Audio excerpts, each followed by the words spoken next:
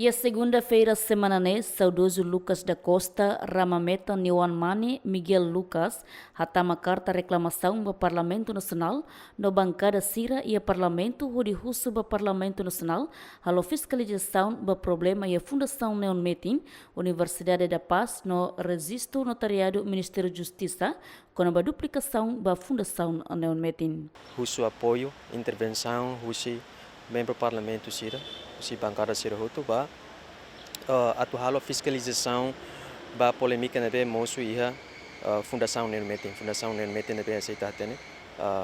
Fundação nebe kama Universidade da Paz, ida nebe uluk hanu pai hari uluk tene ia 2004 to nia mate, depois ia tam Fundação Fong, ida depois muda falei aset hanu pai niang, nome hanu pai narang. Ba falei Fundação Fong nebe foi hari 2020 também dema tu russo Parlamento ni intervenção para halo fiscalização para problema nebe moço atu nebe hari tamba ia serviço dene mos liga ho aktu si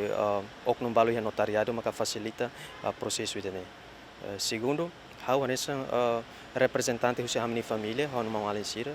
nebe ia habilitação herdeiros nebe produz husi nebe fosai husi notariado rasi kata bem-estar se nebe mahanu pai husi kela em nome de hanu pai ne considera kata ami uan sira direito se ami lahetan justiça quando vai ter hatudu kata ami lá com ona ami amane direito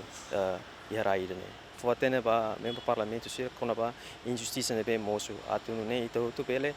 acompanha processo de ne ba oing honoing idene mais importante liu também de nema hauluri carta mai hori hatama ba bancada Sira Hutu inclui presidente do parlamento atunu ne bele hareba assunto idene quase bancada Hutu ne be parlamento ao mais hatama Hutu carta ba bancada Sira Hutu inclui presidente do parlamento ao fiar kata membro do parlamento Sira inclui presidente do parlamento sei toma nota com a assunto idene tamba